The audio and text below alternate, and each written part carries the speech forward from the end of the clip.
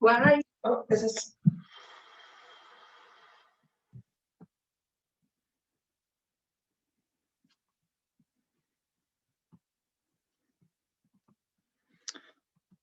Hi, everybody. Sorry, I just got out of the department chair's meeting, which is why I'm out of breath, because I had to literally like sprint to the bathroom and then sprint back and start the meeting. All right.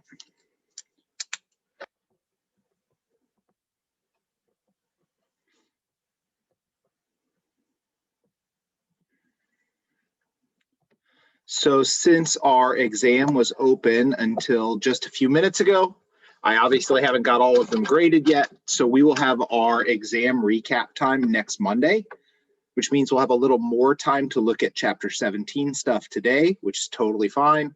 I'll have all of the topical videos for 17 published soon. I'm trying to do those in a batch of 16. 16 is all published now. So one of the things that I want to ask you guys about in terms of formatting for the class is which you prefer in terms of a format for what our Canvas page looks like. What looks better to you, because sometimes students have different ideas than I do.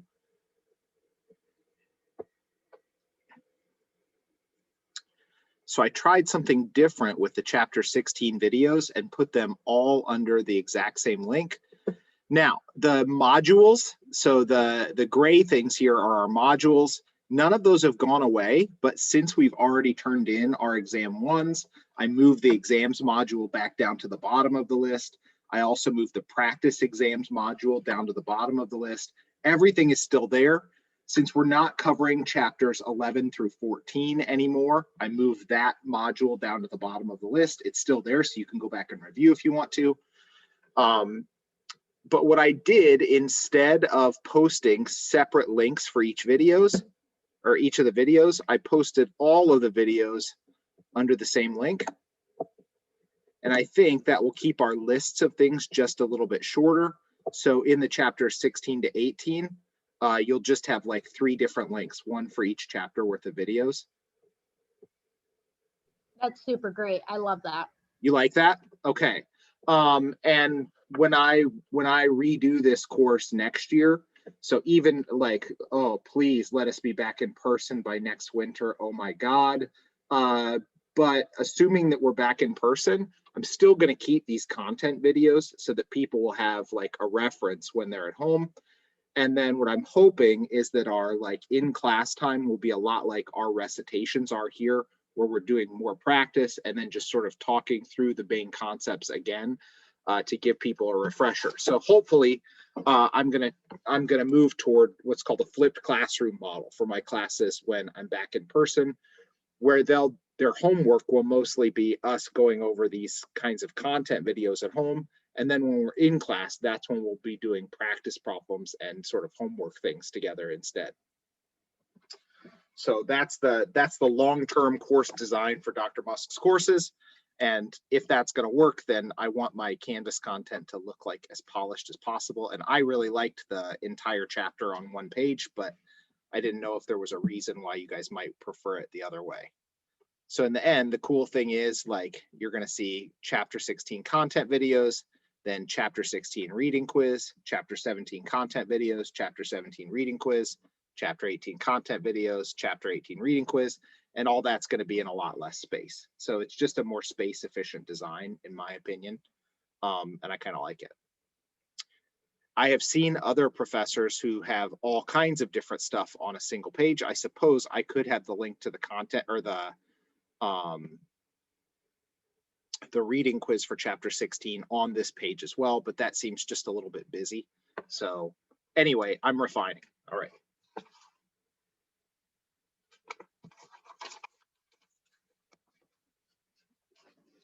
Just a sec. For us, we can sort how we view that page just a little bit. We can sort it by type of assignment. So if you keep the quizzes and stuff in their own separate page for a quiz page, we can actually sort by all quizzes or sort by all exams or sort by assignments if it's just an assignment and stuff. So it gives us more control. for viewing it if you keep it out. Sweet.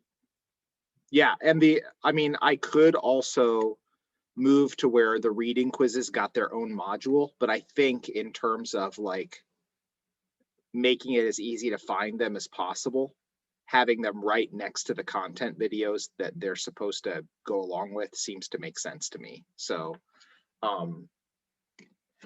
yeah, I mean, theoretically, you should be able to find anything by searching by assignment type, but a lot of people don't use those tools. So I want to make it as easy for the people that don't use those tools as possible as well.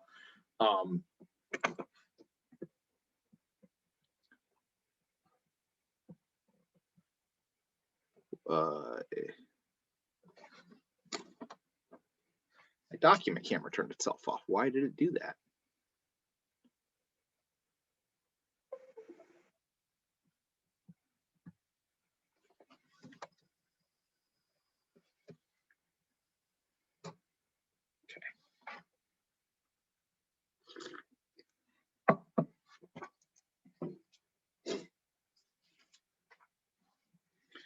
So chapter 16 was a catch-all chapter that was all about aldehydes and ketones. Oh, by the way, this is all in the content videos for chapter 16, but in our recitation on Monday, there were a couple of things that I neglected to mention that might be pretty useful. All right, as a matter of fact, they're going to be really useful because I forgot to talk about them and they show up in the homework. They'll probably show up on the exam too, since we're talking about them again in recitation here. So that ketone particularly, and this aldehyde particularly, they have common names that are so common that they have crept into our standardized nomenclature. So that ketone with a benzene ring on one side and a methyl group on the other side has the common name acetophenone. And this aldehyde with the hydrogen of the aldehyde on one side and the benzene ring on the other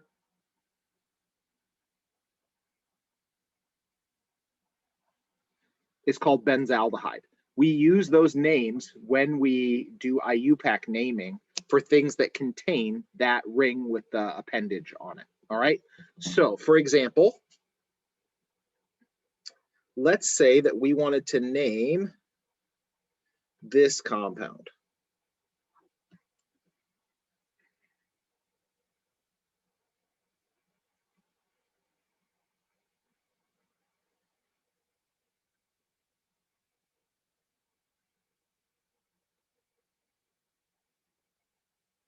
Make it a little bit hard here. All right. So we're going to name this as a derivative of acetophenone. So it is an acetophenone with some extra substituent groups on it. So what substituent groups do you see? I see an ethyl group and 2 methyl groups. Now, the reason why I put them on the carbons that I did is because it makes it just a little bit harder to figure out which direction to count this ring, because we get to our first substituent group at carbon 3 of the ring, no matter which direction we count from. So when we're naming a derivative of acetophenone, we're assuming that the carbon that contains that, that ketone appendage is always going to be carbon number 1. So we can count around this way or around this way. So should we count to get to the ethyl group first or to get to a methyl group first?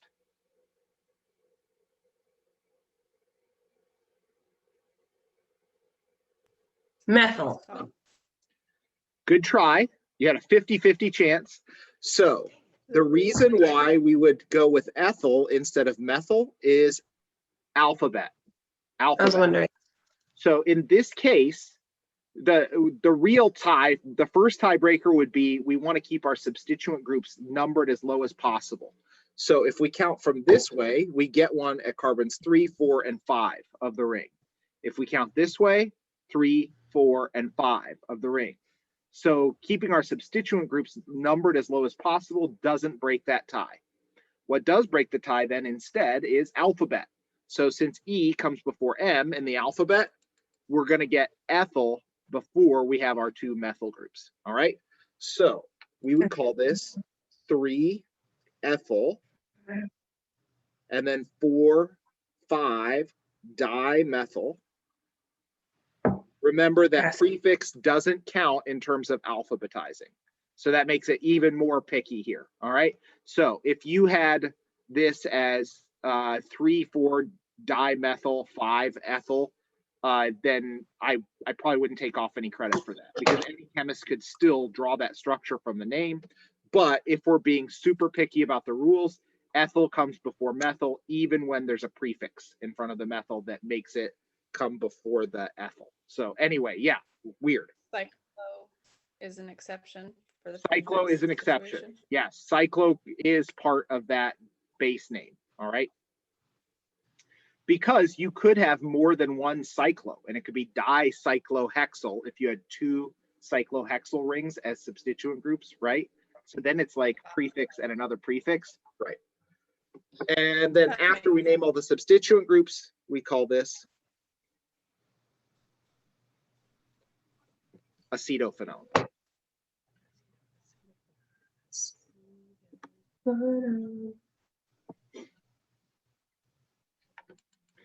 So let's now name a benzaldehyde derivative, and then we'll be done and we can move on, unless you guys have some more questions from chapter 16.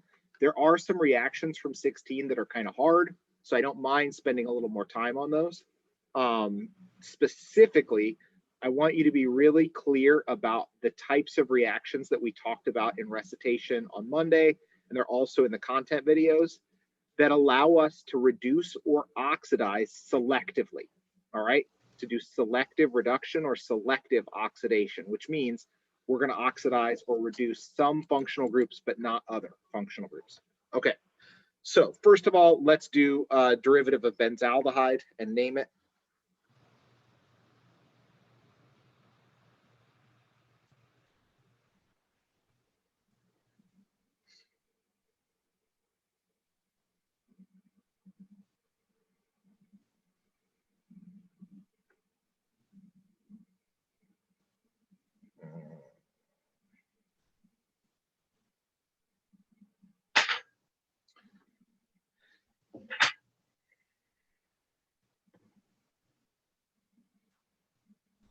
Let's make it simple. We'll do this one.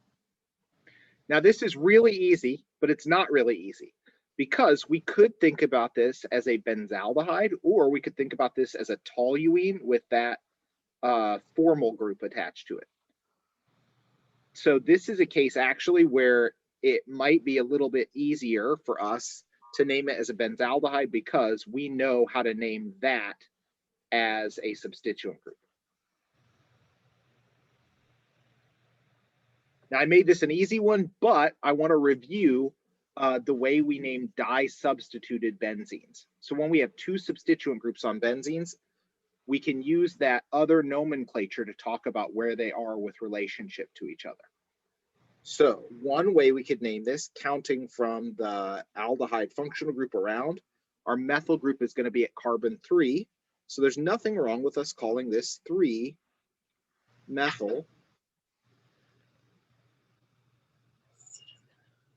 benzaldehyde. That's perfectly acceptable.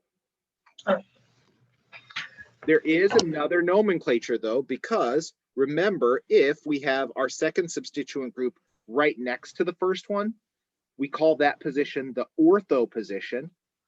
And then if they're at carbons 1 and 3 of the ring, we would call that substitution pattern meta. If they're at carbons 1 and 4, we'd call that substitution pattern para. So another way we could talk about this is saying that methyl group is at the meta position. And the short version of that is a script M to represent meta. So meta methyl benzaldehyde would also be a perfectly suitable name for that compound. Mm-hmm.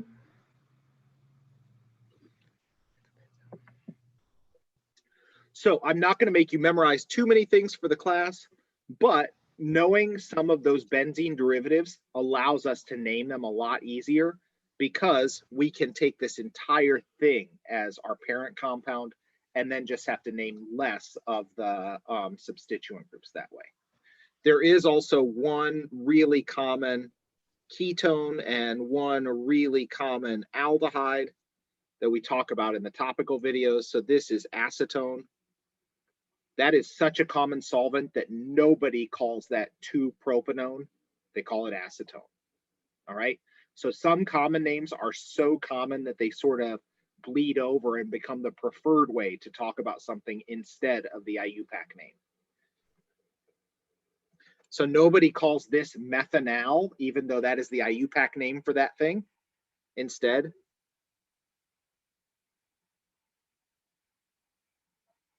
they call it formaldehyde. That's the stuff that in solution, it's called formalin, but it's used to embalm corpses and to preserve tissue specimens and stuff like that.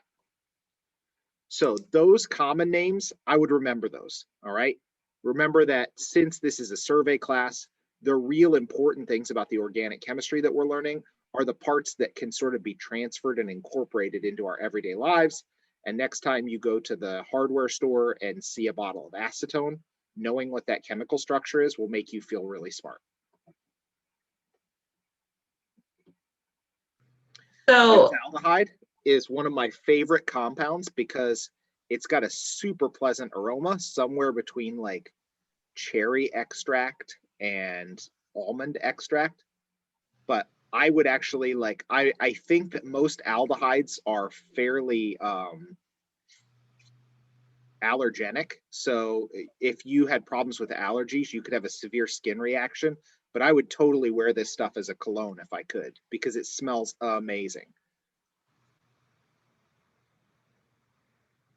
I wonder if you could use it like essential oils, like put it in a carrier oil.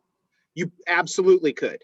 So the other thing is benzaldehyde is it's already in significant amounts in lots of household products. So if you went to the store to get like artificial almond extract, I guarantee you there's a significant amount of benzaldehyde in that.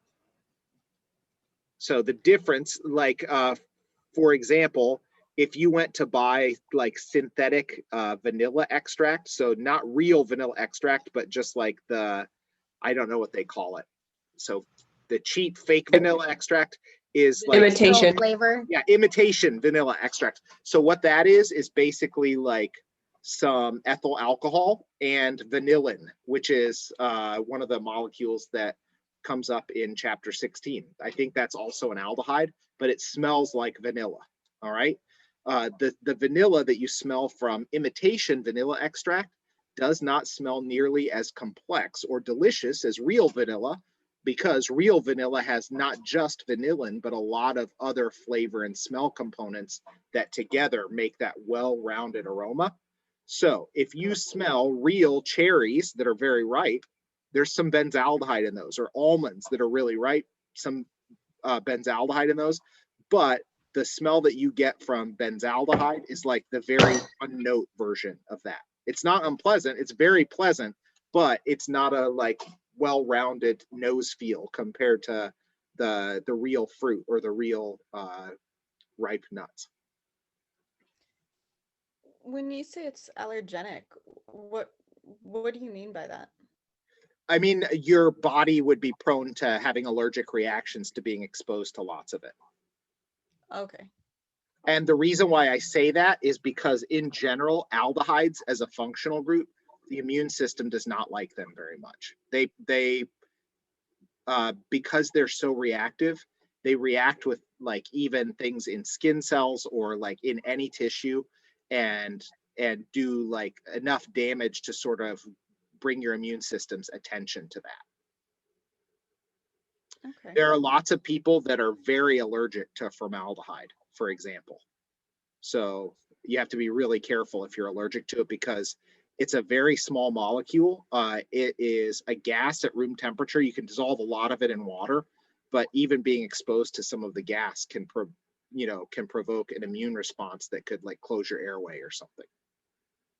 Yeah, aldehydes tend to be very reactive. So things that are reactive also tend to like heighten the immune response because you're doing tissue damage in a certain area, and the immune system immediately is going to come, you know, charging in to see what's up there.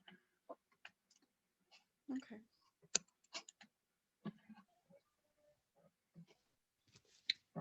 Okay, so let's do just a little bit more practice with our reactions from chapter 16. Then we'll move on to some chapter 17 stuff. What I'm hoping is that I can cover some of chapter 17 tonight and then some of chapter 17 on Monday night next week. And also with that like halftime in Monday night's class session, we'll have a little time to do like a recap on exam 1. I haven't had time to grade all of them, obviously, because the exam open period just closed.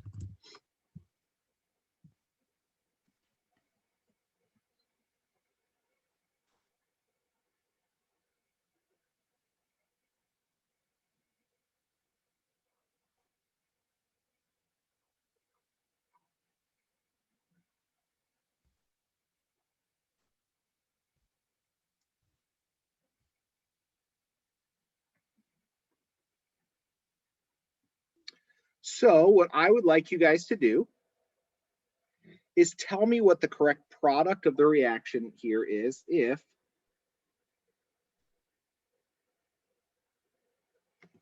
I treat that starting material, and it has 3 different functional groups in it. What if I treat that with sodium borohydride? Sodium borohydride.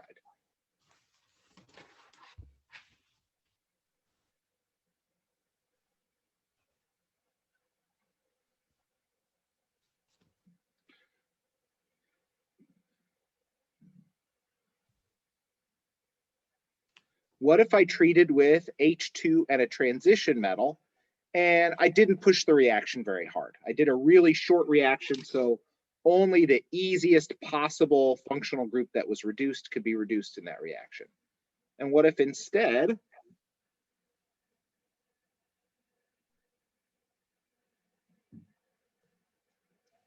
I used H2 and a transition metal and I pushed the reaction really hard, so higher pressure of hydrogen and a longer reaction time?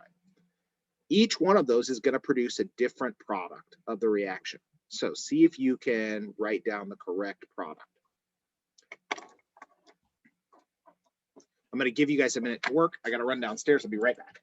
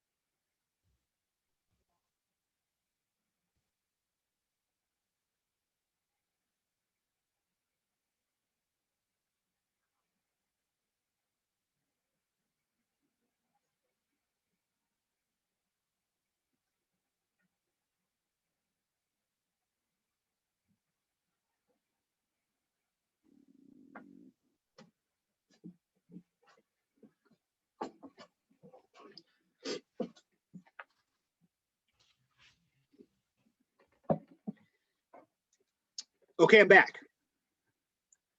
So remember the difference in selectivity of these reagents. This reagent, sodium borohydride, so if you are wondering how that's spelled,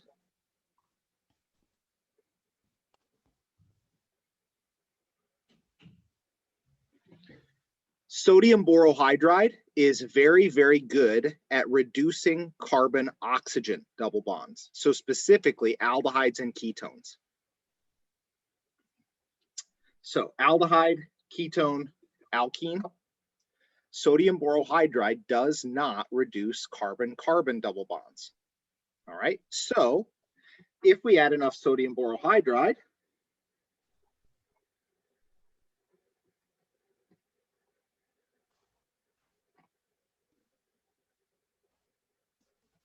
we're going to reduce that aldehyde to a primary alcohol.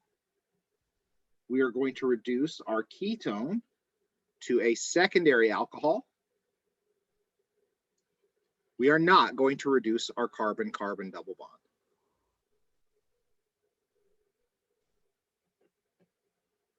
Really, really neat.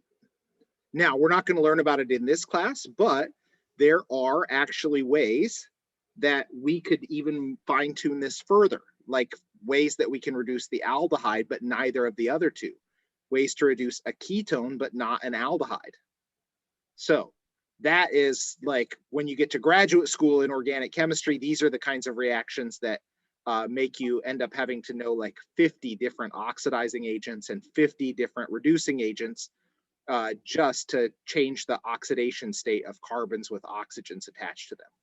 So because we want to be able to be perfectly selective, to be able to look at a molecule with lots of functional groups and pick a reagent that only works on just one of those. So I'm giving you just a little taste of that. Now, H2 and a transition metal is selective for reducing carbon-carbon double bonds. It does that a lot better than it reduces carbon-oxygen double bonds. So the hard thing for students to remember is that it actually can do both of those things. It does reduce carbon-oxygen double bonds, but it's a lot better at reducing carbon-carbon double bonds. So if I just run a very short reaction where I allow this molecule to reduce, what is likely to happen is we're going to reduce that carbon-carbon double bond to a single bond, and we're going to leave the other two functional groups alone. If we did a very long reaction, given enough time, H2 in a transition metal catalyst will reduce all three of those functional groups.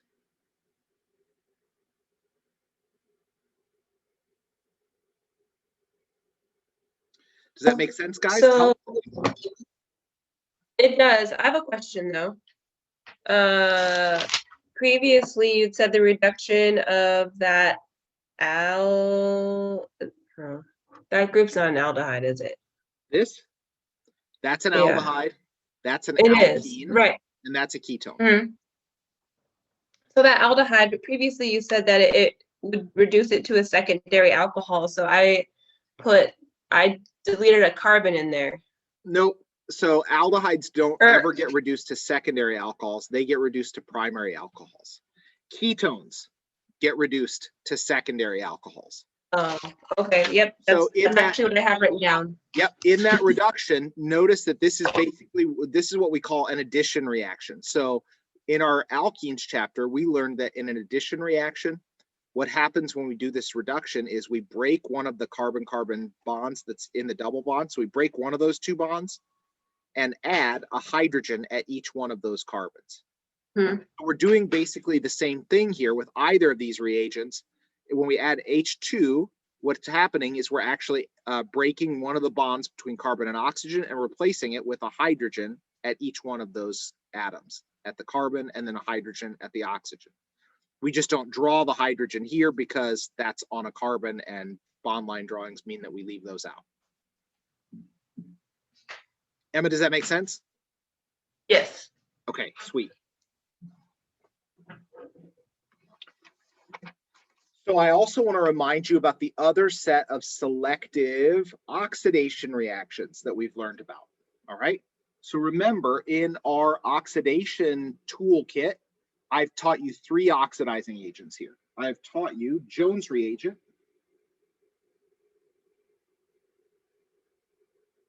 so Jones reagent might be written as HCrO4 or K2Cr2O7, or any one of a number of other ways that you guys don't have to worry about. So there are lots of different formulations of Jones reagent.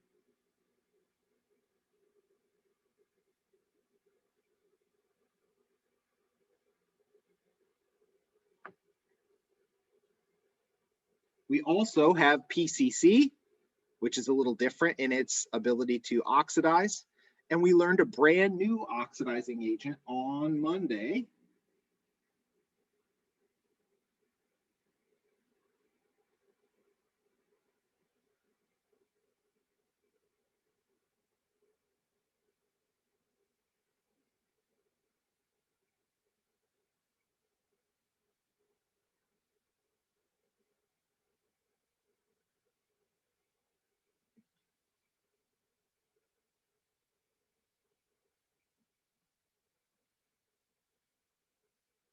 So just as a reminder, to the right of each of those reagents, I've listed the functional groups that they oxidize. So Jones reagent, I often refer to it as the nuclear warhead of oxidizing agents. All right, it's a very, very powerful oxidizing agent. It oxidizes both primary and secondary alcohols and also aldehydes. PCC, pyridinium chlorochromate, can oxidize primary and secondary alcohols, but it does not oxidize aldehydes. And then now we've learned that silver oxide is a reagent that is very selective for oxidizing just aldehydes.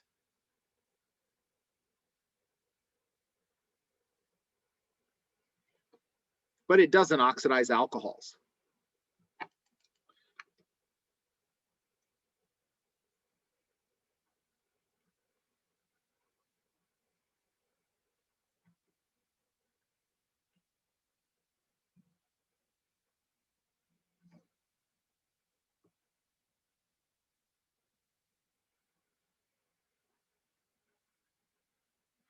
So imagine here that we have a primary alcohol, a secondary alcohol, and an aldehyde. What would the correct product of this reaction be if I treated this reagent with the Jones reagent?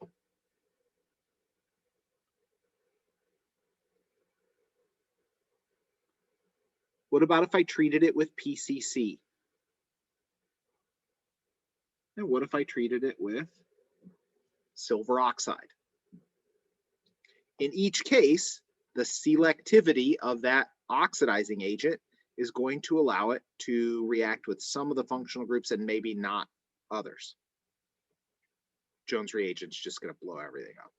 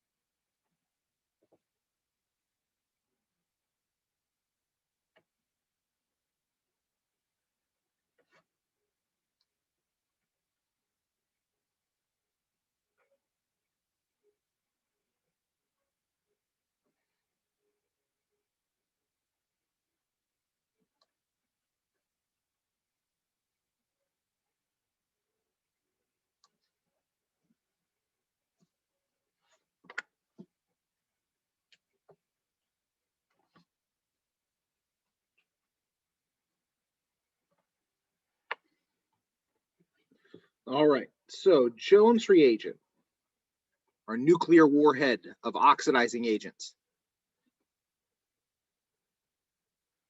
oxidizes primary alcohols all the way to turning them into carboxylic acid. Secondary alcohols are turned into ketones with Jones reagent,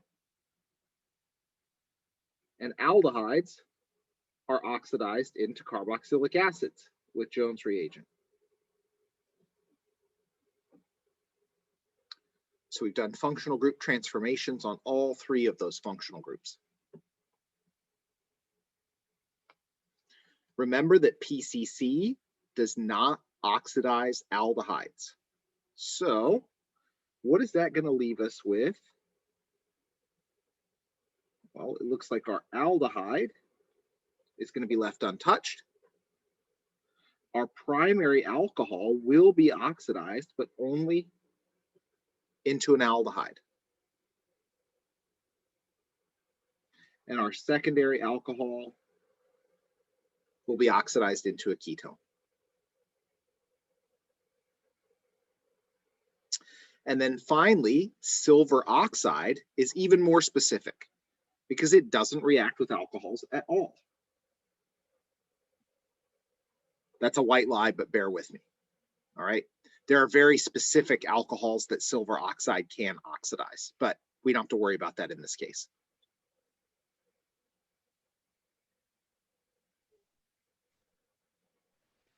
Neither of these alcohols is special in any way. So silver oxide does not mess with them at all. But silver oxide can oxidize aldehydes into carboxylic acids. If you took the products from PCC and then treated it with the silver oxide, would that be the equivalent of just treating the original reactants with the Jones reaction? And Yep. vice versa, the AG2 reaction with Yep. PCC? Treating Ag2O with PCC. Sorry, taking the products from silver oxide and treating it again with PCC. Yes, it would be that. Yeah, you would end up with the same thing as using the. Yeah. Well, yes, that's correct. That's correct. And there are some times where organic chemists might decide if they have a molecule that's very, very sensitive. So there are some things that Jones reagent does that we haven't talked about in this class. For example, if we use just plain toluene, there's something really special about that carbon that's one carbon away from a benzene ring. We call that a benzylic position. Jones reagent can actually oxidize that carbon and turn it into a carboxylic acid, even though there's nothing but hydrogens attached there right now. And PCC and silver oxide won't do that. So if we had a benzene ring that had some benzylic positions off of it, we would avoid using the Jones reagent because we get oxidation at those positions. So there may be cases where you'd want to avoid using the Jones reagent, but you have a lot of other functional groups to oxidize, and using PCC and then silver oxide could be a way around that.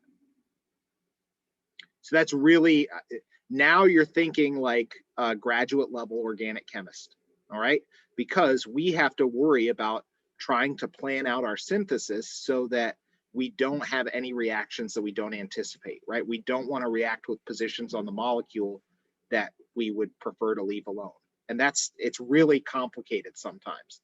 You have to think about your reagent and what it does to every different functional group in that molecule.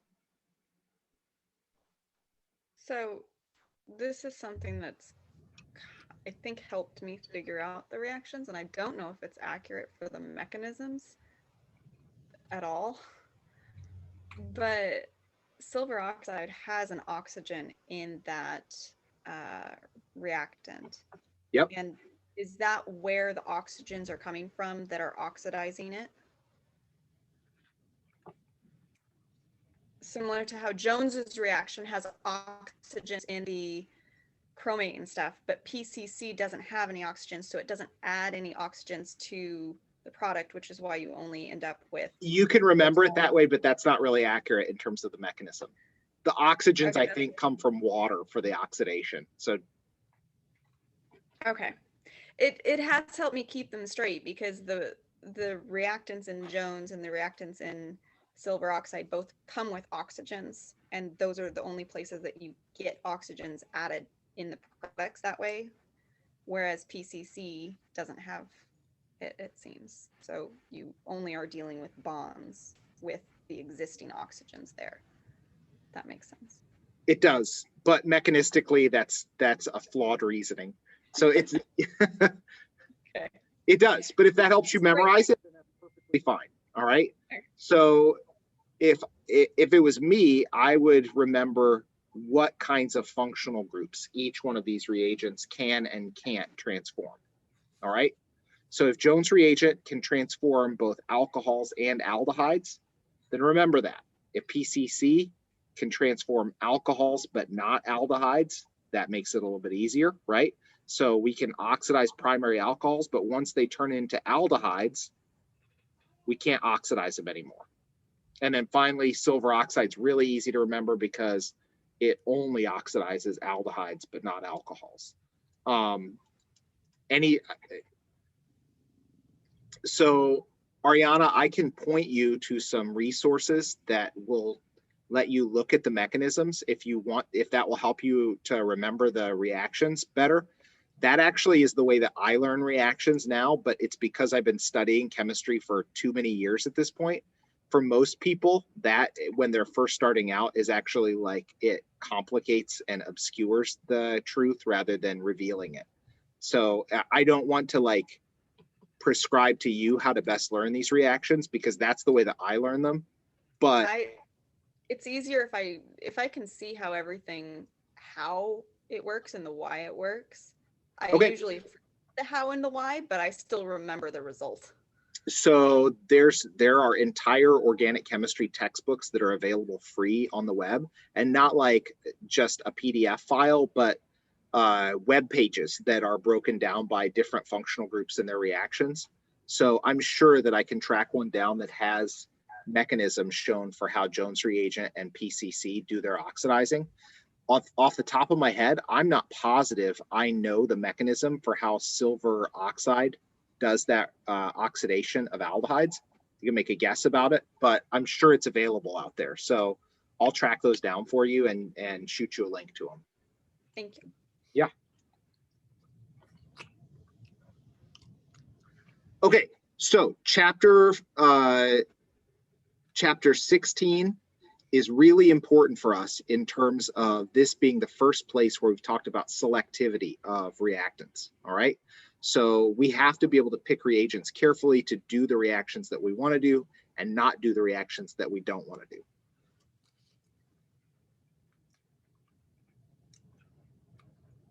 Is that gonna be like a quiz question or exam question of here's reactants, here's the products, pick your reagent to get the product you want? Absolutely, that's fair. Yeah, absolutely.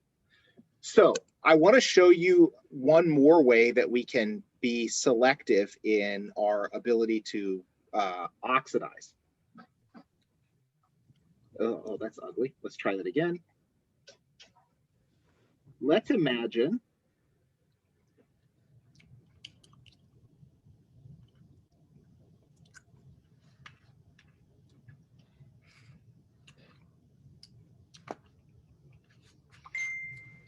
that we were starting with this molecule and we wanted to end up with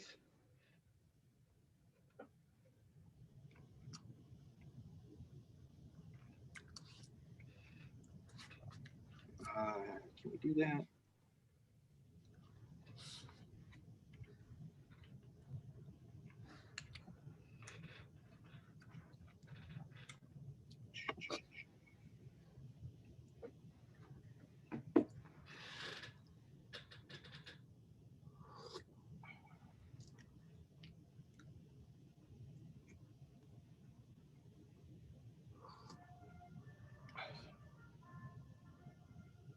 I got to go the other way. So let's try this.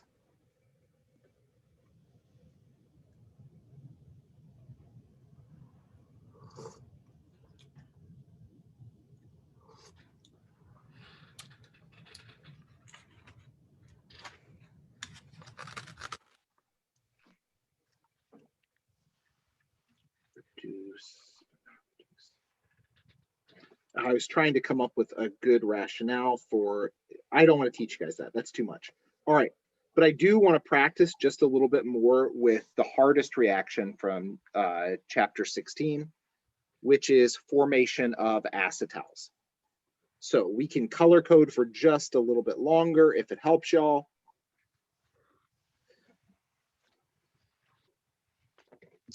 But let's say we have an aldehyde. Aldehydes and ketones both do this. And we treat that aldehyde with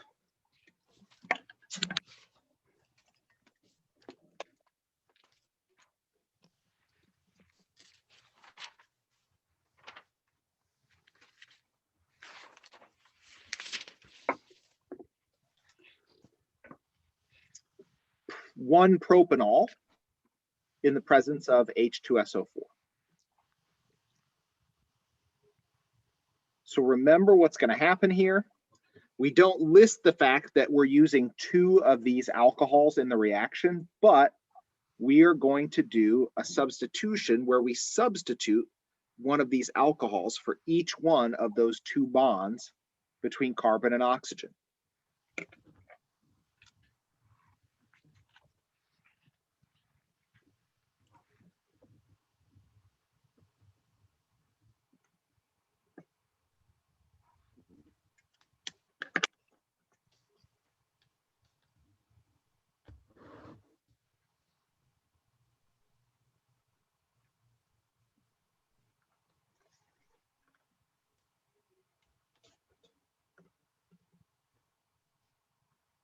And we call that an acetal. So in the raw PowerPoint notes, they also show what happens in the middle on the way to making this acetal. So after we've just added the first one of these alcohols, we call it a hemiacetal. Don't worry about that because it's impossible to isolate those anyway. We're just worried about the final product of this reaction after we've added 2 of those alcohols to our aldehyde. Remember that acetals can be turned back into an aldehyde or a ketone by hydrolysis. So reacting with water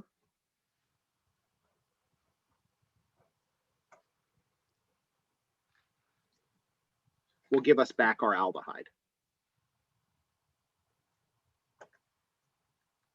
I have a question.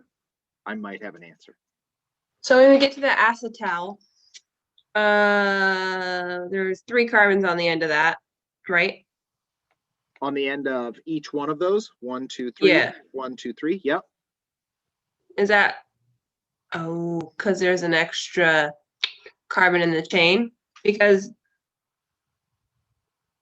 so if you only did like only had 2 carbons in your reactant, then there would only be 2 carbons in your chain.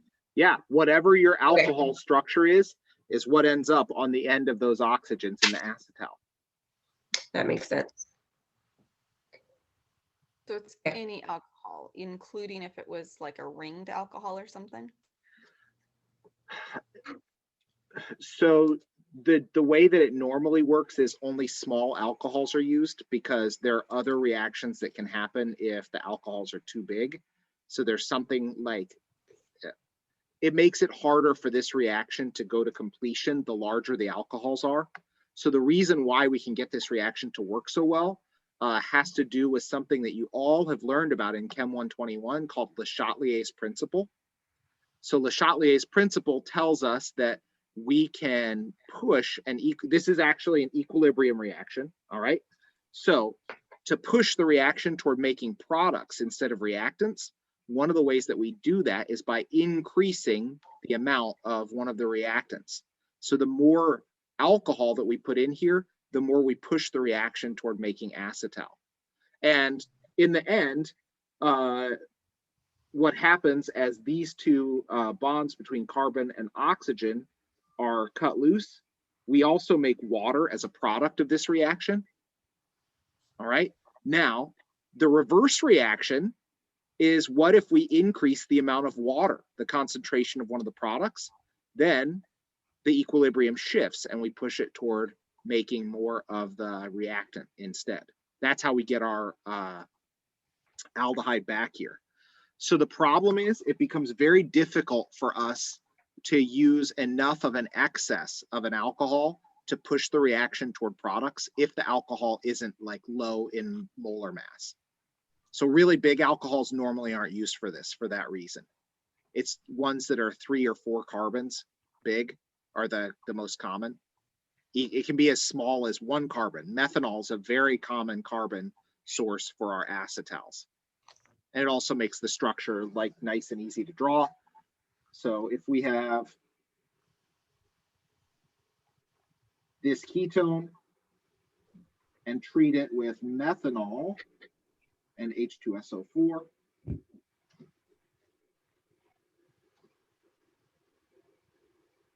I'm trying to show some now without color coding. See if you can see where all the carbon atoms come from. So Emma, you can see there that our acetal, the things that are attached to the oxygens are real short. Why? Because there was only 1 carbon in our alcohol there, right? So whatever the structure of the alcohol is, that's what ends up at the end of each one of those oxygens.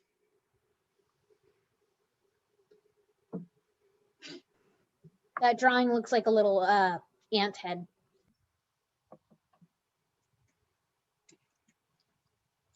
There was a paper published some years back, to much derision, in the Journal of the American Chemical Society, where a real academic lab decided to make an entire paper full of new molecules. And the whole idea behind the molecules were they were molecules that the chemical structures looked like little people. It was the dumbest article ever in the history. That is the dumbest thing that's ever been published in Journal of the American Chemical Society.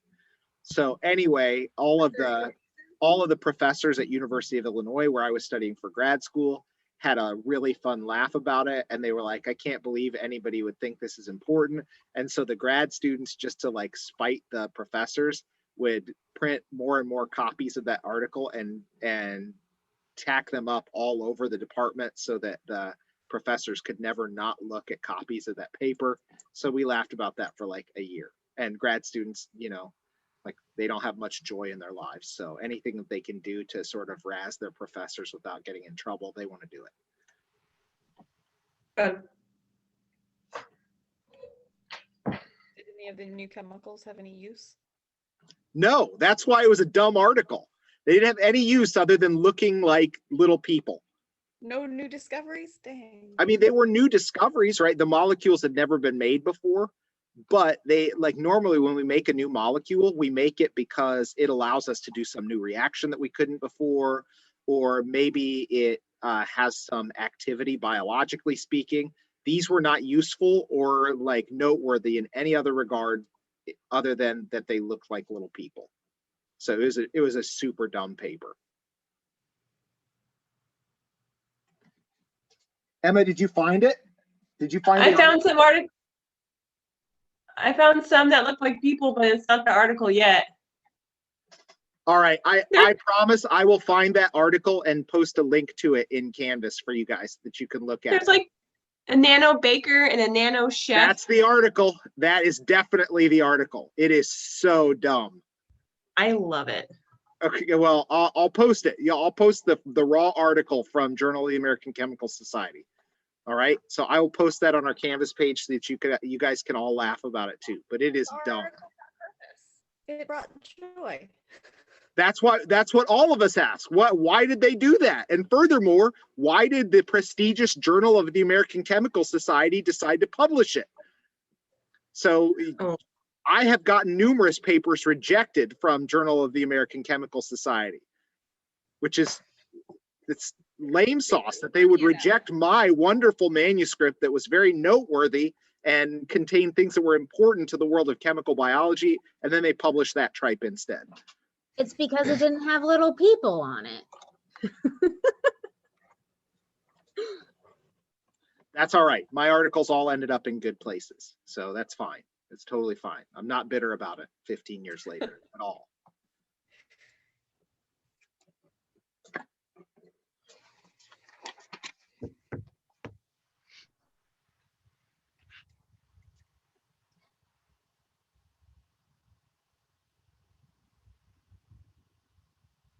Emma, I'm glad you found it and reminded me of the names of the little people.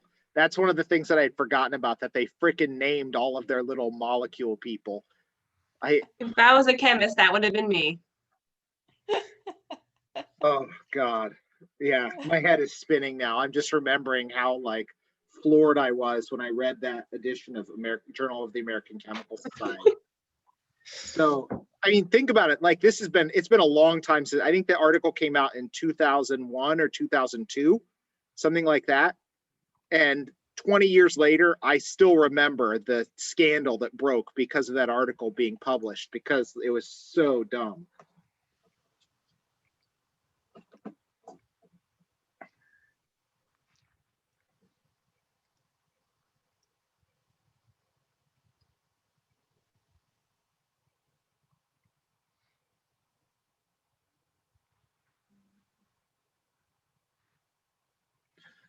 So just like chapter 16 was kind of a catch-all chapter, so it talked about two functional groups at once, chapter 17 is a catch-all chapter as well. And the reason why is because all three of these functional groups are closely related to each other: carboxylic acids, esters, and amides. So carboxylic acids, in terms of their structure, have a carbonyl group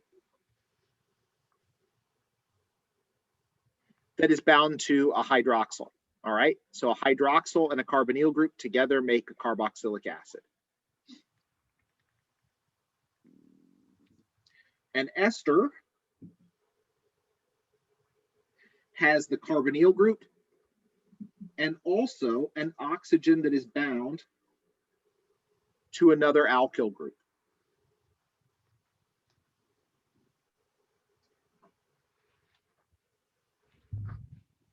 Finally, amides have that carbonyl group bound to a nitrogen, and that nitrogen, here's where things can get a little bit crazy, because that nitrogen could be bound to two hydrogens or to a hydrogen and an alkyl group, or to two alkyl groups.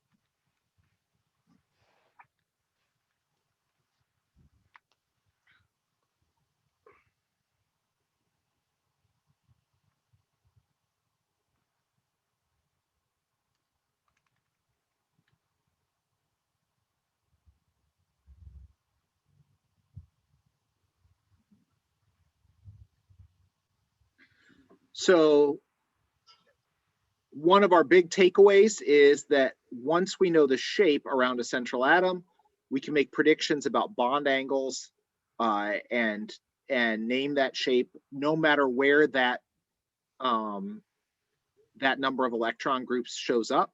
So any carbonyl carbon is going to have a double bond and two single bonds, which means that those carbonyl carbons are always going to have approximately 120-degree bond angles, and we're going to call that shape trigonal planar for them.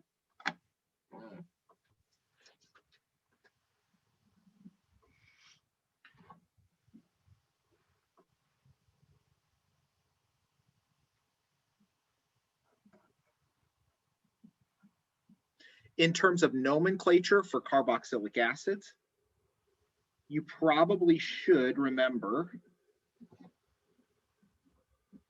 what we call this thing, a benzene with a 1-carbon carboxylic acid attached to it.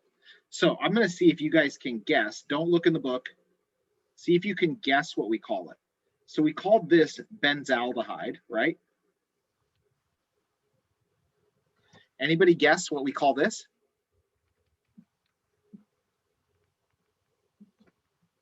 Wasn't it like phenol or something?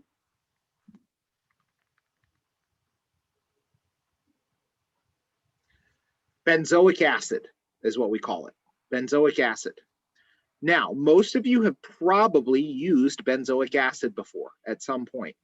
One of the common places that it shows up is it is an antibacterial agent that is present in lots of different pimple creams.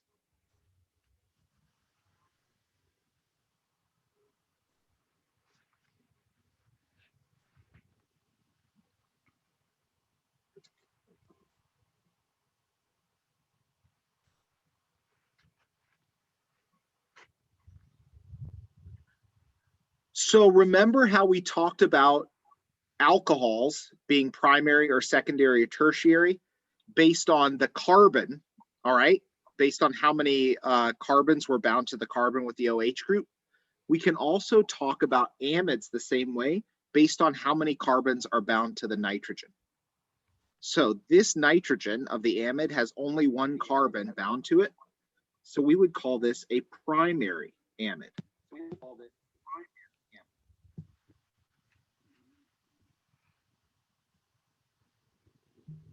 You found the link to the paper, huh, Emma? I didn't even have to do it. Nice. Good work. I'll post that on Canvas for the people that aren't here tonight. So this thing where our nitrogen of the amide is bound to 2 carbons is called a secondary amide.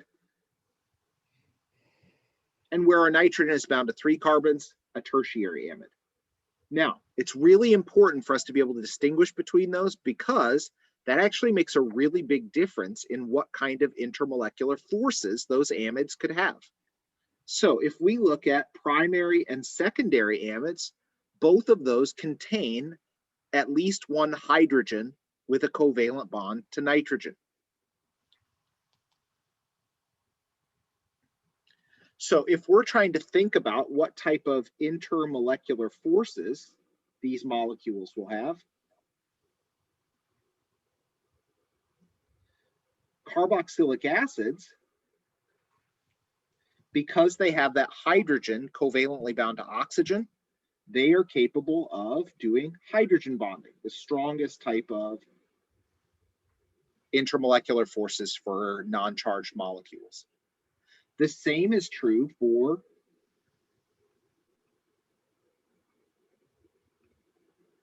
primary amides and for secondary amides.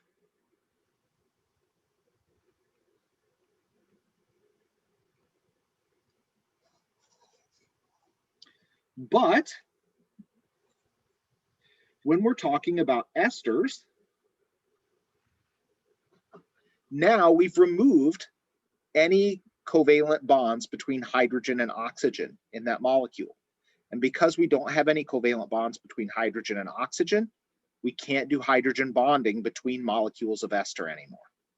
So they're still polar molecules, which means we would expect dipole-dipole forces to be the type of intermolecular forces they would share.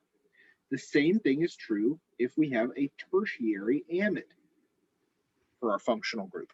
There is no covalent bond between hydrogen and either oxygen or nitrogen here.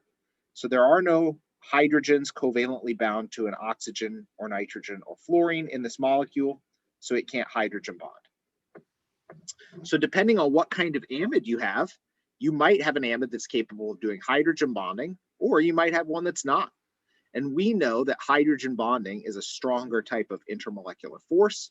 So these molecules, for their size, have higher melting and boiling points than these kinds of molecules do, because they have stronger intermolecular forces.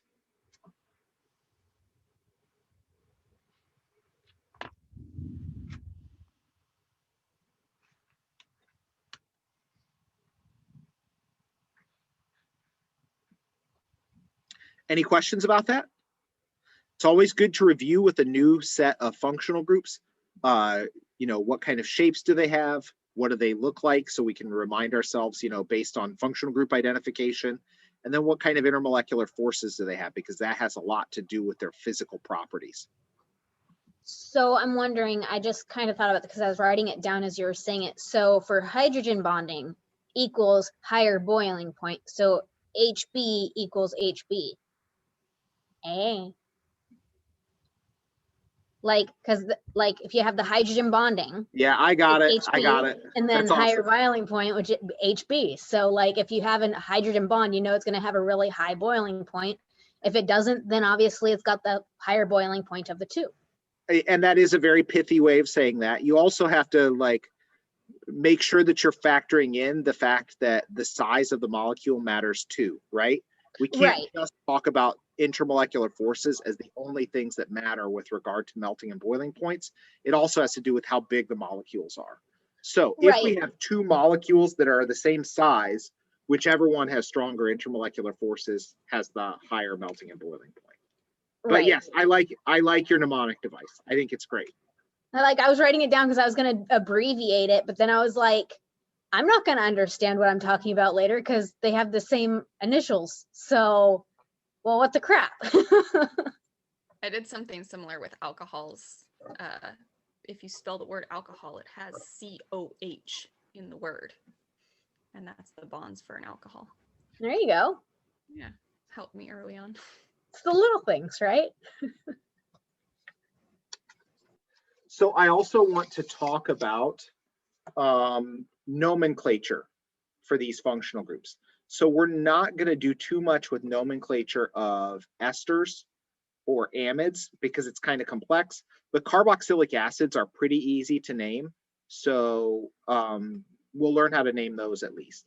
And I'll decide if we want to do any more nomenclature, like simple stuff with esters or amides, then I'll teach that to you next Monday. But I think we're going to keep the nomenclature part of this chapter to mostly just carboxylic acids, because after that, it gets a little bit harder when we're naming, especially amides. They're kind of a pain in the keister to name.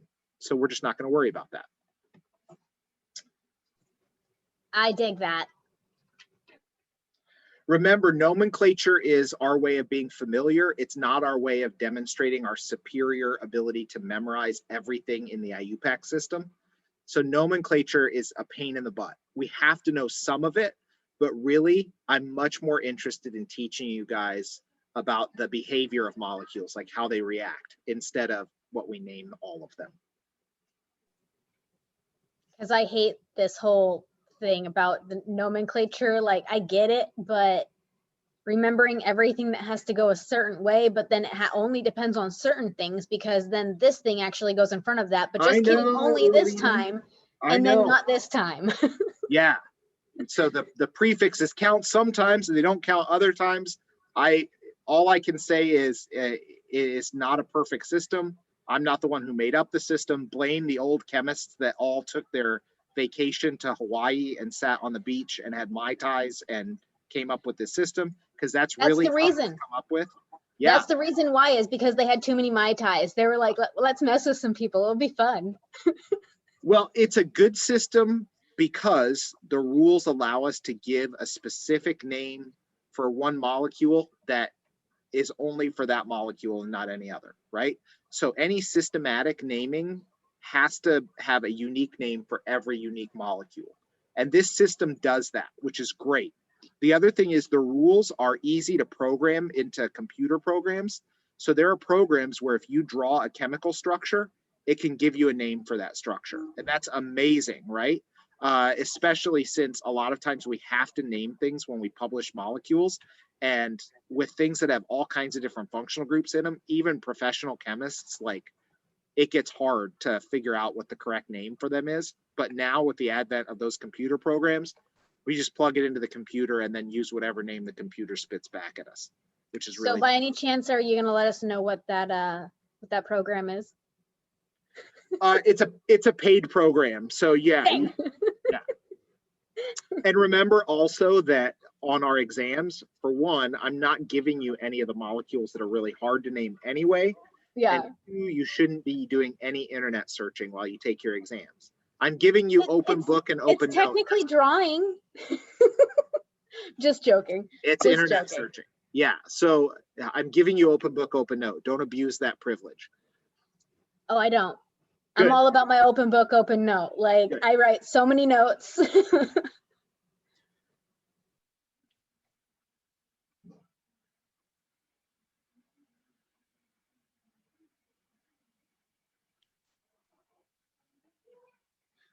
Actually, instead of oic acid, I think it should be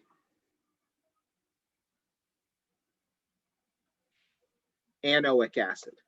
So we use the suffix anoic acid to talk about a carboxylic acid. Remember that carboxylic acids only can happen at the beginning of our longest chain. So we don't have to give a locant for where the carboxylic acid functional group is, because we have to number based the longest chain based on the chain containing that carboxylic acid. So first So of quick all, question. yeah, For the anoic acid on the PowerPoint, it just says that onoic acid or the OIC acid portion of it. right. So here's why I use that. AN portion, is the AN portion of it just like the pentane, but you take Yes, that part exactly. and So okay. I was just going to go over that right now. So if we have a 4-carbon alkane, that's butane, right? So the suffix there is just ane. Now, if we have a carboxylic acid that is a 4-carbon carboxylic acid,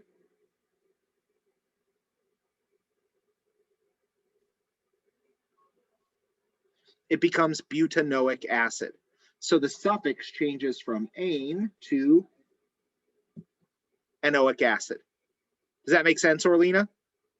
Yeah, I was going to use that exact example to talk about how we use that suffix. So from there, all the other rules that we already know about apply.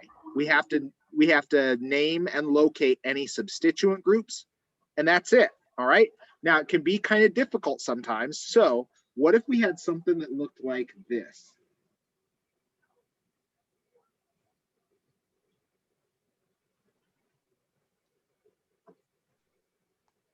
How would you name that?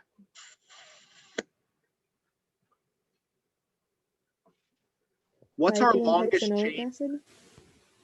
What's our longest chain that is part of the main chain here?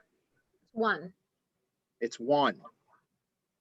It has to be 1 because this carbon is part of that cyclohexane ring. And our chain that contains the carboxylic acid has to be either in the ring or not in the ring. And a carboxylic acid can't be part of a ring anyway, because that would be too many bonds. So it's a 1-carbon carboxylic acid with a cyclohexane ring as a substituent group. So take just a second and see how you would name that, and then I'll tell you what the correct answer is.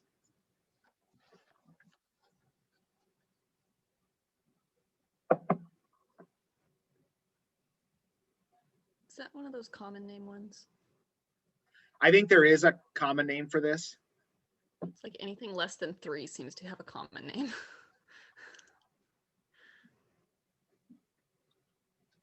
Well, if it's a 1-carbon long carboxylic acid,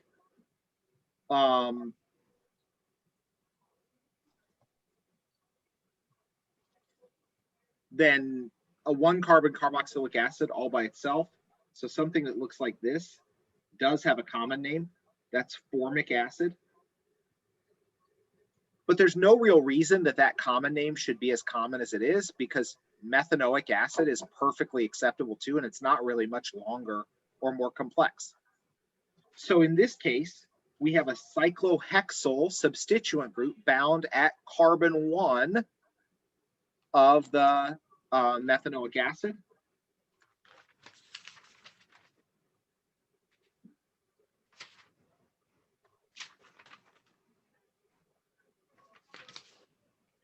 So that's the name that I would give to that thing. 1-cyclohexyl methanoic acid.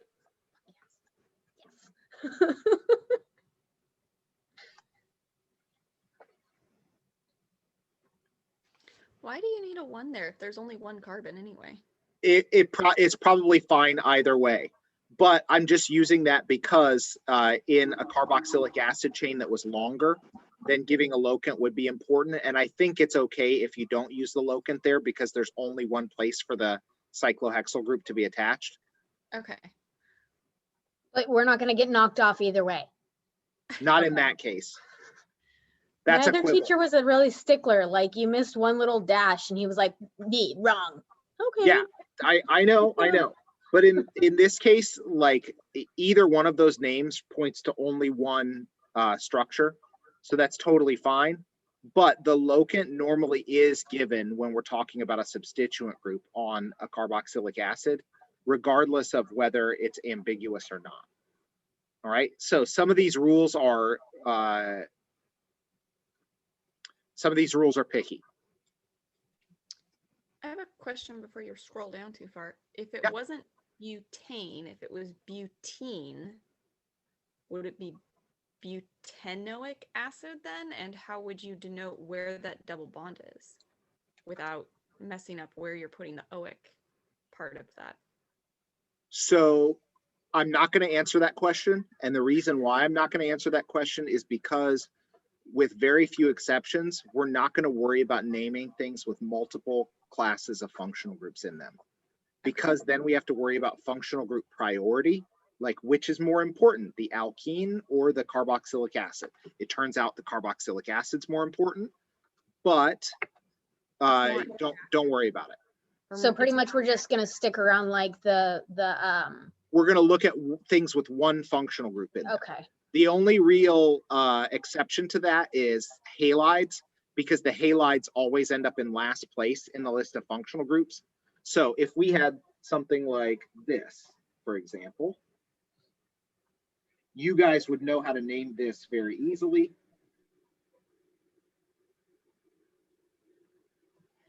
Because already intrinsically, you would know that those bromines are substituent groups, and we're going to name this as a carboxylic acid. So how would you name that thing? Name it.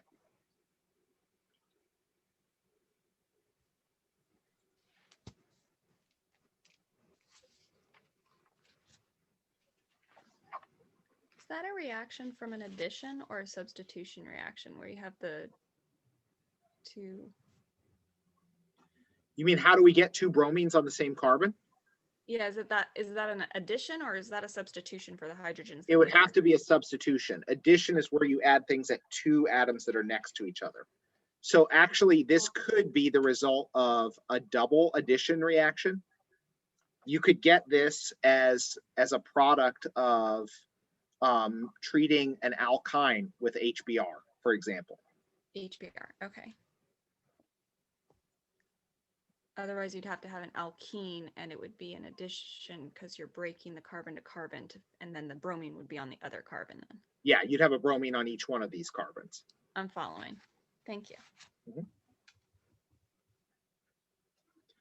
So I would call this 3,3 dibromo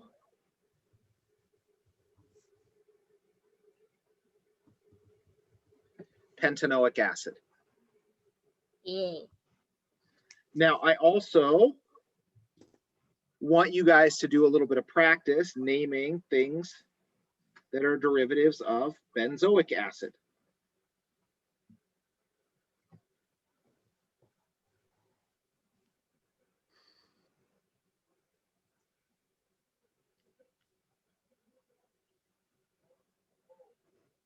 So give that one a shot. And we're at about an hour and a half, so that'll be our last thing for tonight. We'll be done at.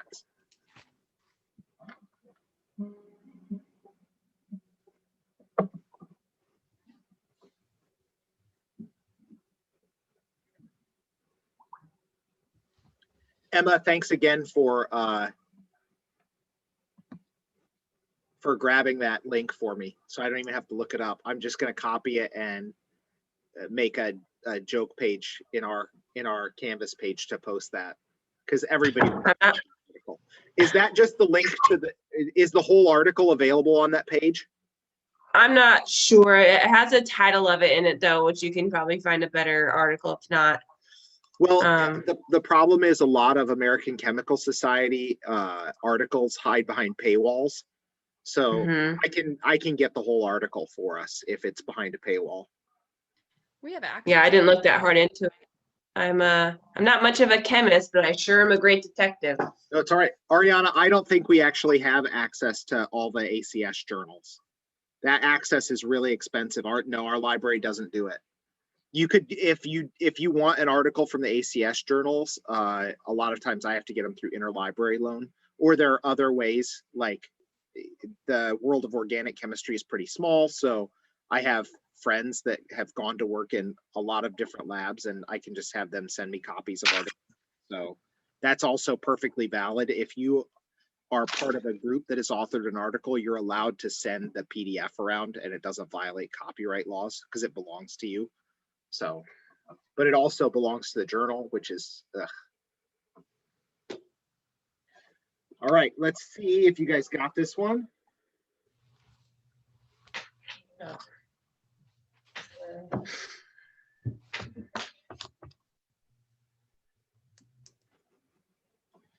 That is 135 trifluorobenzoic acid.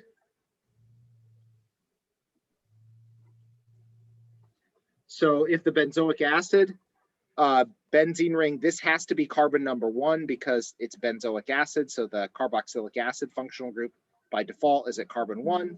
Then no matter which way we count around, we get to oh crap.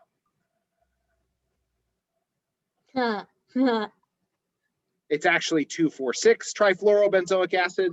This is carbon number 1, and whichever way we count around from there, our fluorine shows up at the first one at carbon number 2, second at carbon 4, the third at carbon 6. Sorry about that. So yes, 2,4,6 trifluorobenzoic acid is the correct name for that compound. You wouldn't ever use like the para or anything else on, like you wouldn't do like 2. Ortho-meta-para only works for di-substituted benzenes. So if you have more than 2 things hanging off of your benzene ring, you cannot use the ortho-meta-para nomenclature. That's specifically for things with 2 substituents hanging off of them. So if we had ortho-para trifluoro. No, you can't do that. It only works for di-substituted compounds. Okay. So if I had something like this, one acceptable name for this would be ortho bromobenzoic acid. You could also call it 2-bromobenzoic acid, perfectly acceptable, but I just want to make you aware of that nomenclature because actually organic chemists really like ortho-meta-para for some reason or other, and it shows up all over the place in the chemical literature. So you might be surprised by that if you hadn't had access to it before.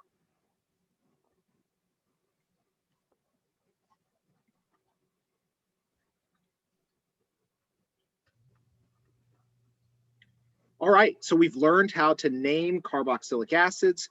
We've learned about some basic structure and properties to do with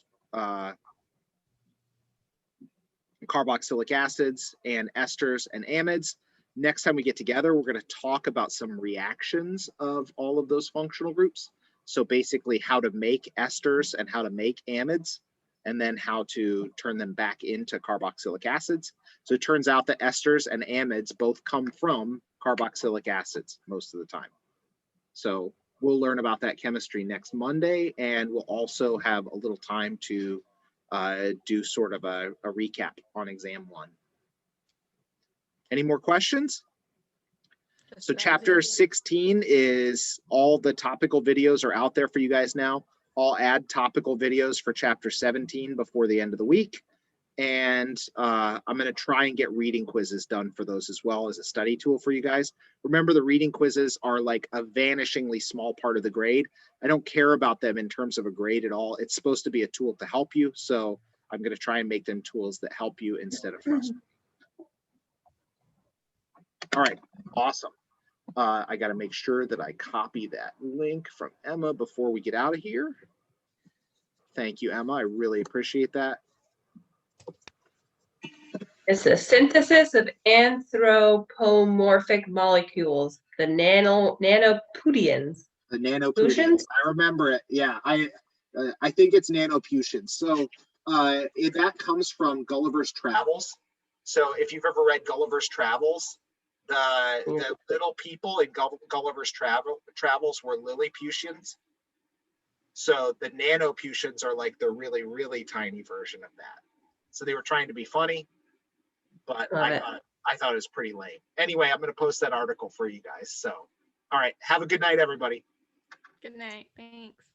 You too.